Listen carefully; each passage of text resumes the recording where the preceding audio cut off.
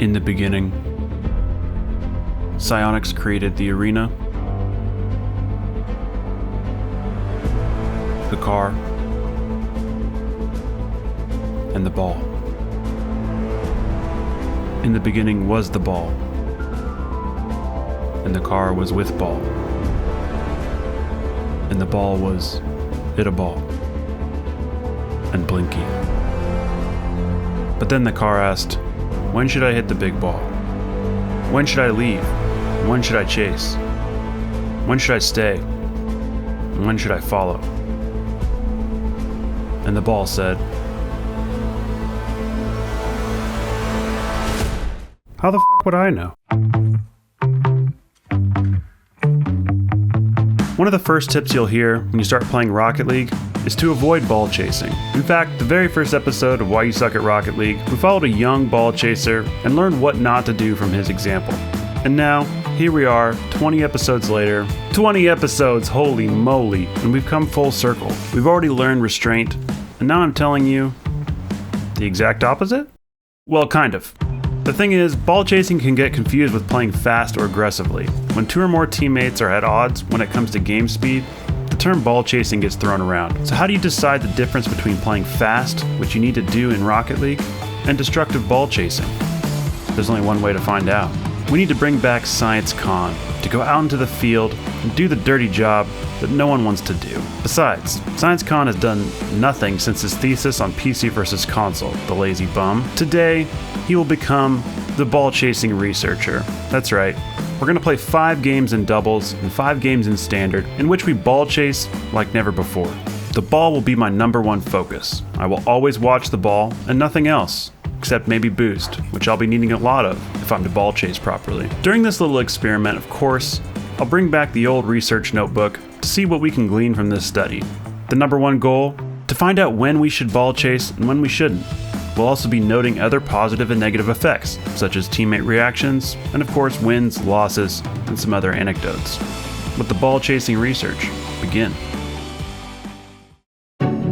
As I began playing with reckless abandon for all around me except the ball, the first thing I noticed was the incredible feeling of freedom. I didn't have to make any judgment calls. I went after anything and everything, only turning away when I needed more chase juice. It was almost like a high, and the ball was my drug. Hopefully I'll be able to give it up after this experiment, or I'll be in danger of becoming a ball chasing addict. The first game went pretty well, as the ball and I cruised to an overtime victory. My teammate was there too, I guess. After that, well, things started to go downhill. I was noticing while the joy of chasing was certainly exhilarating, the double commits and positioning mishaps it was causing were definitely taking their toll, as I lost the next 3 games in a row. But hey, I had a couple nice solo plays that I don't think would have happened before, so there's that. Not everyone was as chill as my first teammate either. While he had managed to keep his cool and adapt to my terrible play style, others were, well, not so chill. This guy did manage to withhold his comments until the end of the game, which is admirable considering my lust for the ball ruining his rank. The strangest reaction came in my last doubles game. By then, I was at full speed into ball chase mode, and this train had no brakes as I piled on a 4-2 lead. But the scoreboard had no effect on my teammate, who I believe may have been experiencing secondhand effects of my ball chasing habit. The powerful ball chasing drug began to seep into his system, and rather than have me relentlessly steal the ball, he resorted to scoring on our own net as a sort of bizarre statement of frustration and desperation for the affection of the ball that I was robbing him of. After scoring the equalizing goal to send us into overtime, he may have come to his senses, satisfied with finally being able to have a chance to hit the ball into some net, and the even more powerful drug of ranking up overtook the secondhand ball chasing effects. The things I do for science. Now, it was time for 3v3 standard. The game seemed to be going just like doubles. However, due to more players in the field, I was able to blend in much more, and I think it was less obvious that I was ball chasing. Most of the time. Like in doubles, I did have some decent solo plays, as well as some nice passes. You see, as a ball chaser, I have nothing against passing, as long as I'm the one doing the passing. Just like in doubles, I managed to bring home 2 victories and suffered 3 losses. I also managed to avoid ridicule from jealous teammates, unlike in doubles. But anyway, it was finally time for the ball-chasing researcher known as SunlessKhan to step down and retire, and let me take over once again to cover 3 things we learned from yet another terrible experiment. The first thing I learned is ball chasing is good for maintaining pressure. The times ball chasing worked the most was when my teammate could see that I was going to stay up and continue to apply pressure. Always knowing I was going to be the one to charge ahead made decisions happen a lot quicker, which allowed pressure to be applied faster. Of course, this is why communication is such an advantage, and why this aggressive style would work best with teammates that know what you're doing, because if they don't know, they're bound to get frustrated. Which leads us to number 2.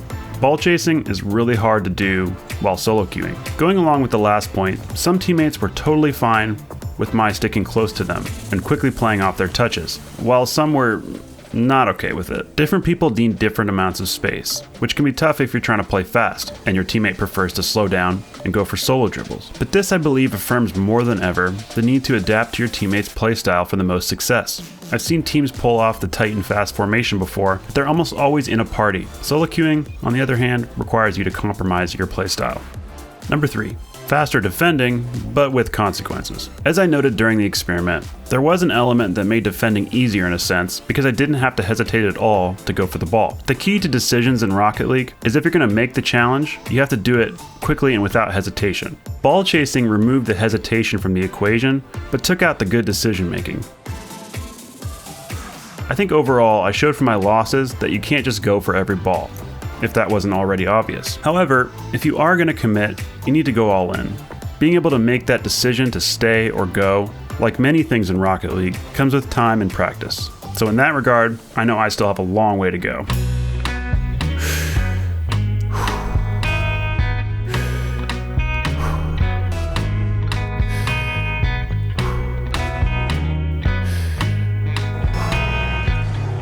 And the ball said, "Follow me, and I will make you a ball chaser."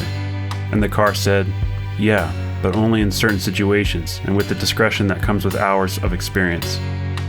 And the ball said, "Damn, you smart."